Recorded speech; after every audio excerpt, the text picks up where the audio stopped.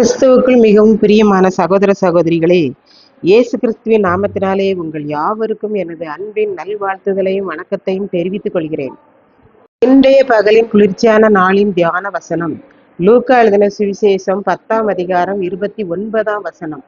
அவன் தன்னை நீதிமான் என்று காண்பிக்க மனதாய் இயேசுவை நோக்கி, எனக்கு பிறன் யார் என்று கேட்டான். இயேசுவை சோதிக்கும்படியாக நியாயசாஸ்திரி ஒருவன், போதகரே, நித்திய ஜீவனை சுதந்திரிக்கும்படிக்கு நான் என்ன செய்ய வேண்டும் என்று கேட்டான்.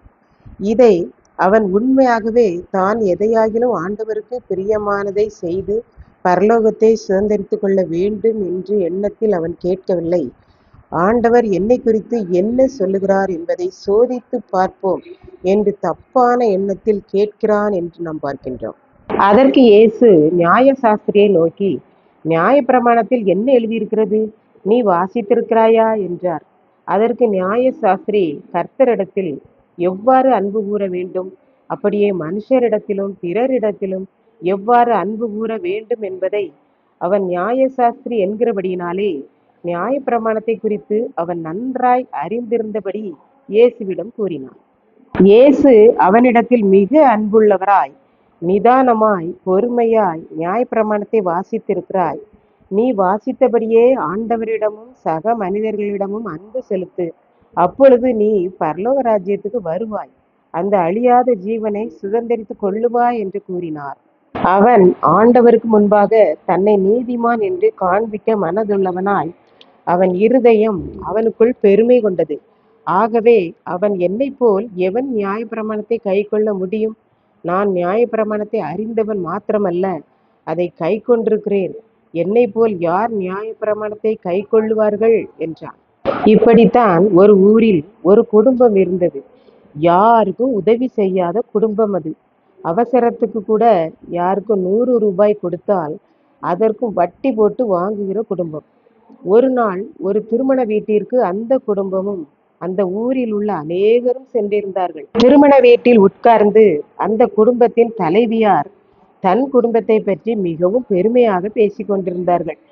இந்த ஊரிலே என் புருஷன் மாத்திரம்தான் எல்லாருக்கும் உதவி செய்வார், என் புருஷனை மாதிரி உதவி செய்ய யாராலும் முடியாது என்று பெருமையாக கூறினார்கள். அதற்கு அருகில் இருந்த அந்த ஊரார், ஏழைகளுக்கு நீங்கள் உதவியாய் கொடுக்கிற 100 ரூபாய்க்கும் கூட வட்டியோடு வாங்குவதற்கு பேர் உதவி அல்ல, வட்டி இல்லாமல் கைமாற்றாய் கொடுப்பதற்கு பேர்தான் உதவி. மேலும் நீங்கள் நன்றாக உதவி செய்பவர்கள் என்பதை நாங்கள் தான் கூற வேண்டும். நாங்கள் நன்றாக உதவி செய்வோம் என்று நீங்களே கூறுவதனால் உங்களுக்கு நல்லவர்கள் பட்டம் கிடைக்கப் போவதில்லை என்று பதிலுக்கு கூறினார்கள். வாயடைத்து போனார்கள் அந்த அம்மா. இதை கேட்டு கொண்டிருக்கும் எனக்கன்பானவர்களே, இன்றைக்கு நாம் எப்படி இருக்கிறோம்? இந்த நியாயசாஸ்திரியை போல எனக்கு பிறன் யார் என்று கூறி பெருமைப்படுகிறோமா? நாம் எப்படி பேசினாலும் ஆண்டவர் நம்மை கண்டுபிடித்து விடுவார். ஆகவே நாம் உண்மையாய் மனத்தாழ்மையாய் பேசி அவரிடத்தில் ஆசீர்வாதத்தை பெற்றுக்கொள்வோம். கர்த்தர் தாமே இந்த வார்த்தைகளை ஆசீர்வதிப்பாராக. ஆமென். ஜெபம். அன்பின் ஆண்டவரே, இந்த அருமையான நல்ல நாளுக்காக நன்றி செலுத்துகிறேன். இப்போதும் இதை கேட்டு கொண்டிருக்கிற ஒவ்வொரு பிள்ளைகளும் தன்னை மறைக்காமல் உண்மையாய் வெளிப்படையாய் பேச அருள் புரியும். இயேசு கிறிஸ்துவின் நிமித்தம் வேண்டிக் கொள்கிறேன் பிதாவே. ஆமென்.